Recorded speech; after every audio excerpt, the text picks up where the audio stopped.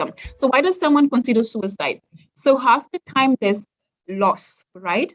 There's recent loss. It could be a loved one, people who lost their pets or a car that was in an accident, a job, a friend. So loss creates a gap in one's life, right?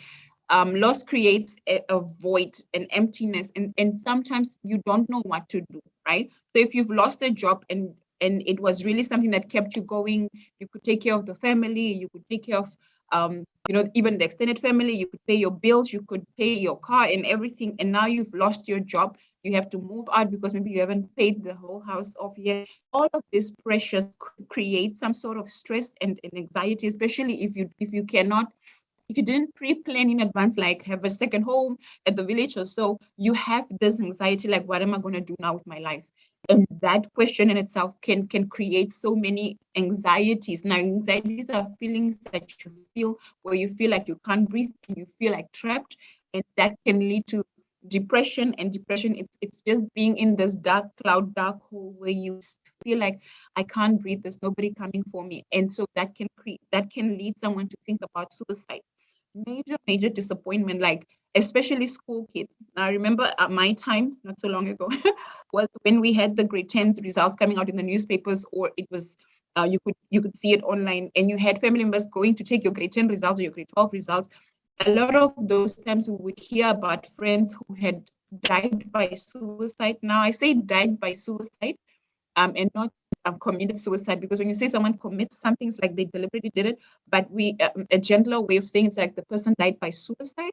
So that's how they passed away, right? So that's the act that led them to lose their life. So we always say the person died by suicide. So we had a lot of kids who died by suicide because they felt so embarrassed, they felt disappointed, like, oh my gosh, if I go home, I'm gonna get a whipping, I'm gonna get scolded, and all of this. So major disappointment, not getting that job, not getting whatever you needed to get, or that opportunity, can create this feelings of hopelessness, right? Where someone doesn't know what to do with their life, and because now they don't know what to do, because I've had this vision to go on, and now this vision has just come crumbling down. I don't know now. Is there hope for me? I'm useless. So normally the person has to feel, I'm useless.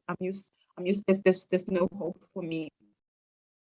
There's something that especially the now teens or the generation E kids talk about, which is I want to delete myself. And because they are very internet focused, or they're very much in the internet world, they're playing a game, whatever. So it's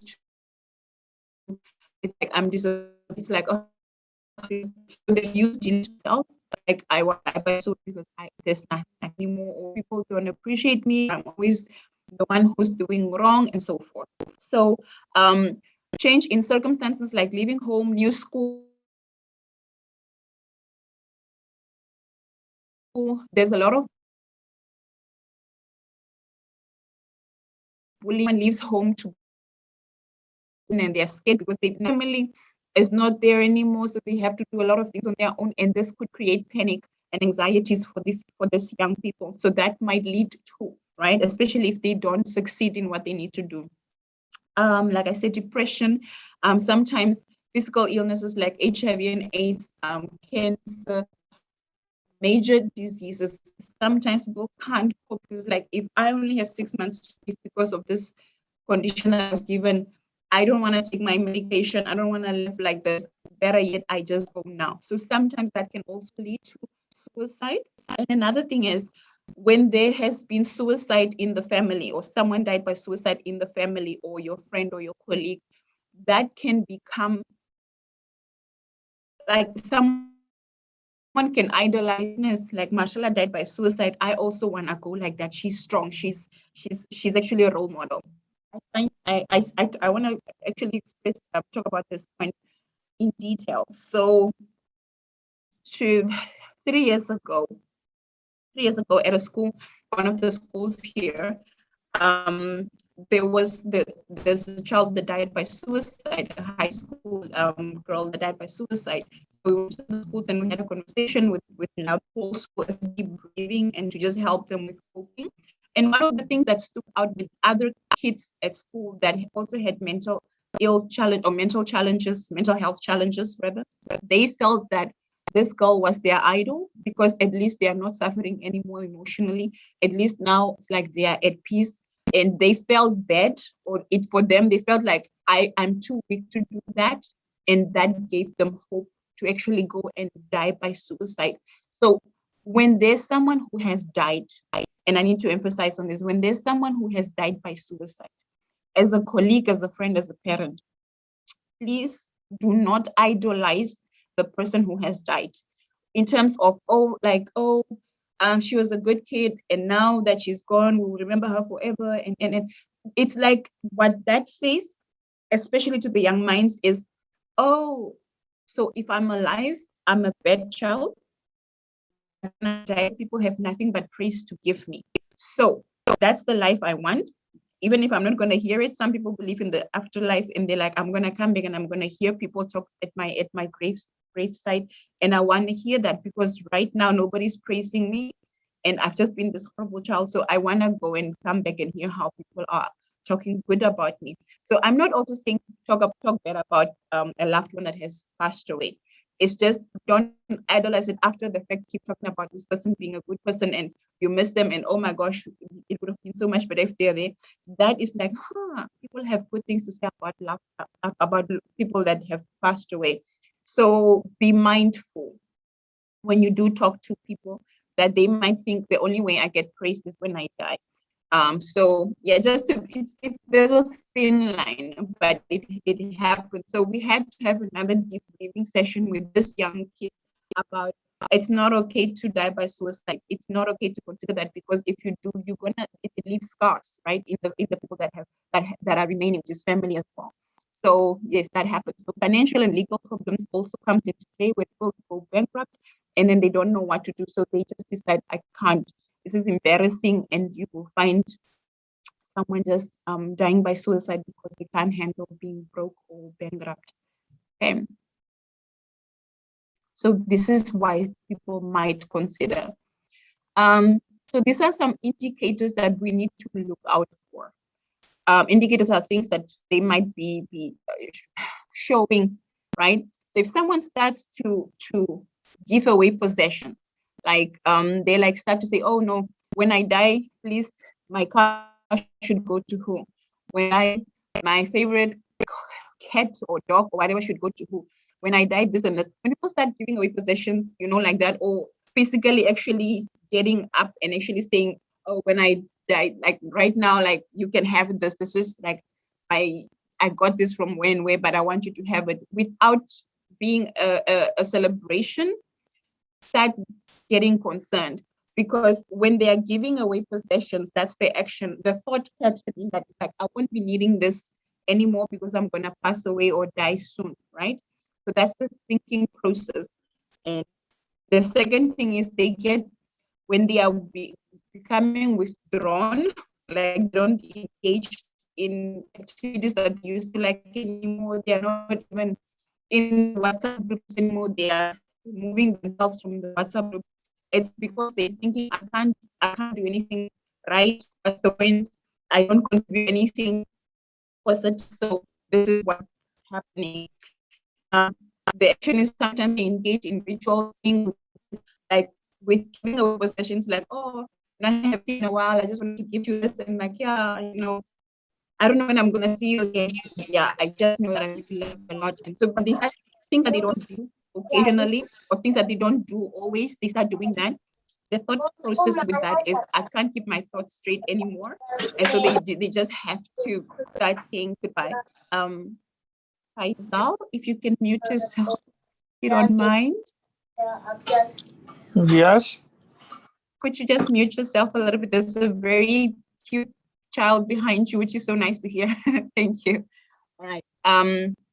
So sometimes the actions, you see that people lose interest in their hobbies, which could be if they were playing sports, if they were doing chess, whatever they did that brought happiness for them, they start to lose interest in that. It's like, why?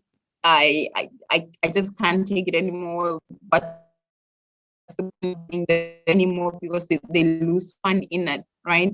they start to misuse alcohol or drugs, gambling, so behavioral addiction, which is gambling, engaging in a lot of sexual acts or sexual partners just to be reckless. So that's part of the reckless behavior.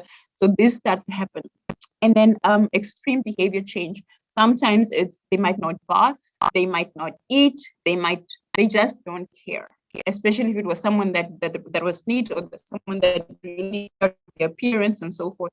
They just now go to the opposite. And you're like, what happened? What's happening? So you can actually see some of these signs. They are maybe very moody, they're impulsive, they just want to do whatever because they feel like I don't have enough time anymore. So it's going to be really fun if I do some of these things now. And then as well as the thought process could be like, this will be over soon. So if I have fun right now, then it's done. And especially sometimes it's about pleasing the family members so that they can have good memories.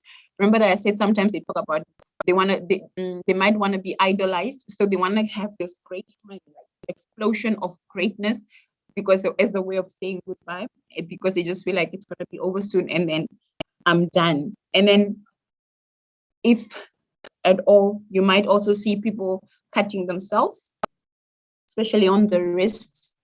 If it's not on the wrist, it would be in the arms inside, or their inner thighs. So self-mutilation is a cry for help a lot, because it's a way of saying, I need help, I need someone to see me. Because what happens is cutting yourself, it's a way of letting out pain sometimes, where you see blood. And for some people, when they see blood, they feel like, now I'm releasing my pain, I'm releasing my all the demons that are in me, for a lack of a better word right now. And if you start seeing that, it's a way that you can pick up that something is wrong, because cutting yourself is normally a sign of letting out pain or a cry for help, because they might become so numb that they might actually cut themselves to a point that they actually die by suicide.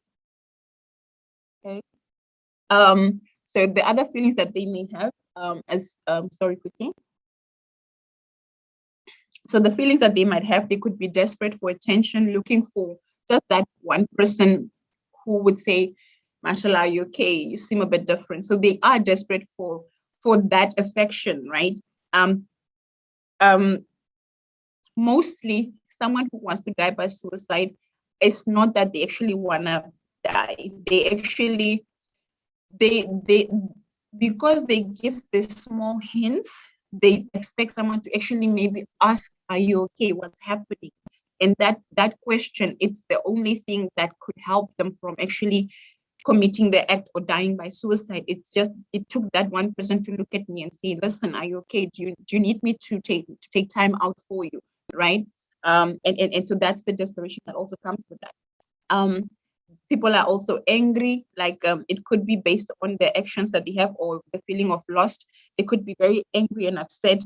And because it leads to depression, they are acting all reckless and all of this, and people around them. Because if you have someone in the family and you don't pick up on these things, or you don't pay attention to this is different, this is not normal, and you don't ask how you can help them, they do become upset. I mean, I would become upset if I'm in a state and my family doesn't pick up that something is wrong. You do become upset, and it becomes lonely as well, because like nobody sees me, nobody cares, and then you start to feel guilty as well, right? Like all the things I've done, what's the point of being here? I'm not appreciated, I'm not loved, I'm not cared for.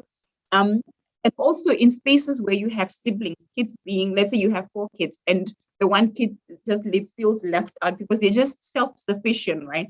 And parents tend to overlook them because they don't need so much attention like the other kids, in terms of they're good students, they behave well, they get things done, and sometimes that can be overlooked, and they might feel like they're not getting attention like the other siblings that are always being naughty or getting into trouble or so forth. So it's a small things always. So it's always different for someone why they would feel a specific way. People get to feel worthless, like I said, lonely, sad, hopeless, helpless, because of what had happened, their actions, or like, again, mostly loss, right?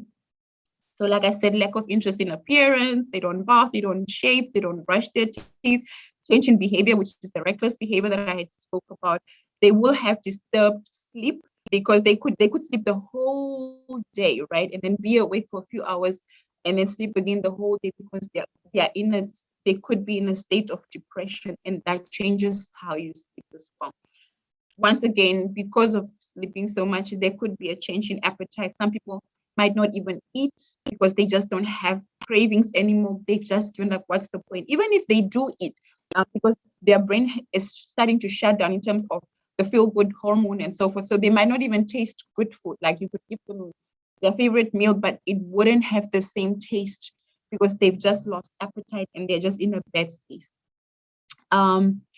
Physical health complaints, this depends, and it could be because they don't eat well, they have sleep dysfunction, or their sleep pattern is not okay. They might start having some issues, especially with their neck or how they sleep, or just maybe tummy cramps because they are also anxious about, I'm actually gonna commit this act, or I'm actually gonna die by suicide.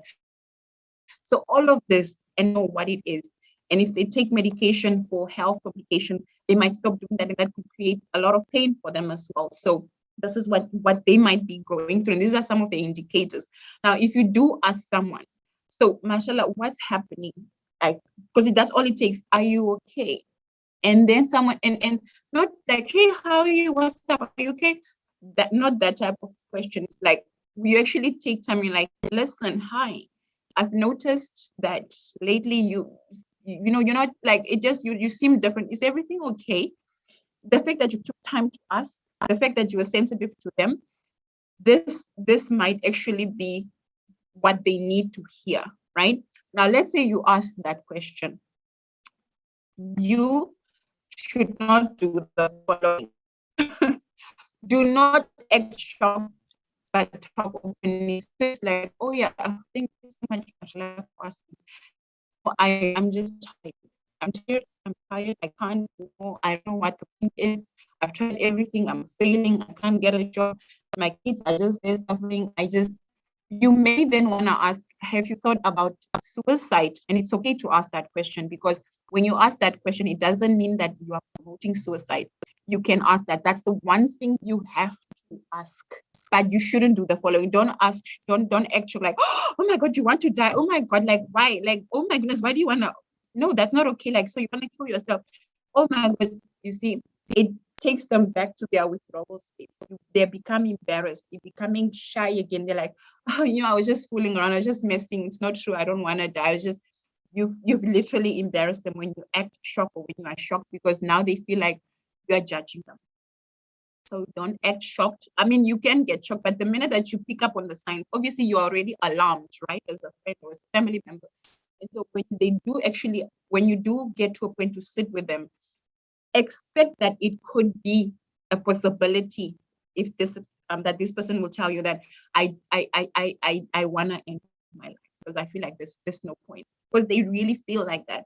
And just because you don't feel that heaviness that they feel, it doesn't mean that when they tell you, you have to now start being shocked and silent. Because when you are shocked, you don't know what to say. You're like, oh my God, and you might say definitely the wrong thing. And so that action would definitely seem very judgmental, hence them withdrawing. And then you just talk open, like, oh, okay. So let's say a conversation would go like, okay, so you've been, yeah, I understand it's been a rough year with COVID from last year, and I respect that you're going through this. It's really been hard on you. I can appreciate that. You're talking to their issues, talking to their emotions, that it's true, it's been hard, and you acknowledge that. And so what that means is,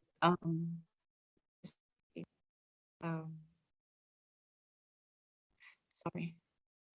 So that just means, like I said, when you talk to their emotions, their circumstances, they get to see that someone else understands what they're going through. Like, oh, so I'm not crazy. It's not just all in my head, all these emotions. So you talk to them openly about, like, I can see why you would feel pressured. I can see why you would feel so alone, right? So, and then you just start to talk about, so what do you think we can do to help you? And then because they've never thought of help, they'll be like, it takes them away from that thought. And this is where you're like, would you be comfortable talking to a professional? I can come with you. Because if they say yes, let's say the person says yes, and you just say, okay, no, fine, just go to the Ministry of Health or go to wherever there's a social worker, they will help you. They're not gonna go. Those social workers, psychologists, mental health professionals have been there, and they've never really gone out to actually say, I'm gonna do it, right? So it helps if you can go with them, even day one, and then they can go on their own. So it really, really helps. That would be really great. So talk in general, be specific, like I care about you. I don't want to lose you, but I understand that you're going through a dark place, but I want to be there for you. How can I be there for you? And they need to think about it, right? Do not agree to keep secrets, right? So if like, please don't tell anybody this is how I feel. I don't want people to start caring now, act like they, if you are a good friend, a good family member, you will not keep that secret to yourself. If you know for a fact that I know Marcella is taking medication, and if she goes home, no, she might actually go and take the medication. Go with her. If you go with her and spend the night, and feel like they are too aggressive, like they have weapons in their house, do call the police if you are able to. Do call family members. Do call somebody. Like, I don't feel like Marcella is safe with herself. I feel that she might hurt herself. And as much as Marcella is gonna hate you for the first month or so, because now she trusted you, and now you've actually involved other people, believe you me, they will definitely be grateful after a month or two when they've gotten the help. They will be so grateful to you for actually taking time out to care for them, because they will appreciate you wanting them to be alive and wanting you to help them, or wanting them to be around. And sometimes as parents, I have a son, we get so frustrated, we get so angry, and like, I just wish I never had you. Now, if you talk like that to a child who's already in their depressive state, what you're saying is, you can go now. I'm good without you, right? So we need to be mindful. If you pick up from the actions, the thought behaviors, the things that they're doing, giving away things, if you pick up, even if you are angry as a parent, don't ever say, I wish I never had you. My life could have been better without you. You give me so much stress, because that's what they want to hear, for them to just tilt over to just like, you know what, now I'm done. I'm doing this tonight. You get it? So just be mindful. With respect that you also go through your own things, right? But be mindful of what you're saying, what tone you're talking to someone who might be definitely acting different. Don't leave an acutely suicide person alone, like I mentioned. And like, again, do let them know that things will be better. Definitely it's not today and tomorrow, but you are gonna try and be there for them so that you can help them become better. Believe you me, this person is gonna love you and respect and appreciate you much, much more. So to save a life, realize that someone might be suicidal. Like I said, the behaviors that you are gonna be seeing, reach out, ask the suicide. Like I said, suicide questions does not increase the risk. It just helps them to express how they are feeling and to get it out of their system. And that's what they need. And sometimes you just need to listen. You just need to listen to them talk. They might even just be there crying. They're not saying anything. Now don't be like, oh my God, what am I supposed to do? What do you want? Should I get you water? Like, why are you crying? I don't know what to do. When you start to feel like that, it shuts them down. So if they need to cry, allow them to cry, even if it's gonna be an hour, just because it's a weight that they're taking out of their system. And that's all maybe that they needed. And then they will start to open up. If they are not okay to open up as of yet, that is completely fine. As long as they get to speak to you about it on another day, but they're gonna appreciate you for not forcing things and letting them speak when they were not ready. And don't try to do everything yourself. Get family members involved, get social workers involved, get anybody that you feel can help them definitely involved. Like I said, don't promise that you won't tell anybody about them being suicidal. If you can, please do so. If you can't and you can get them to, like I know, like in Namibia, if you have someone that is thinking of suicide and you are aware that they might be a danger to themselves, our local hospitals can take someone in so that they can stay overnight when they are taken in, and then I think they just given some calming medication that they can just sleep, at least, because it just takes a second to just help someone rethink, right? and then they can go for counseling because they do have social workers at the local hospitals. So they can take someone in for the night. And then depending on the social workers report, they can either stay the night or 2 nights, depending on how severe that is. You need to help them realize what the reasons are for leaving, right? You need to tell them about, like I said, you need to appreciate the feelings that they're going through, right?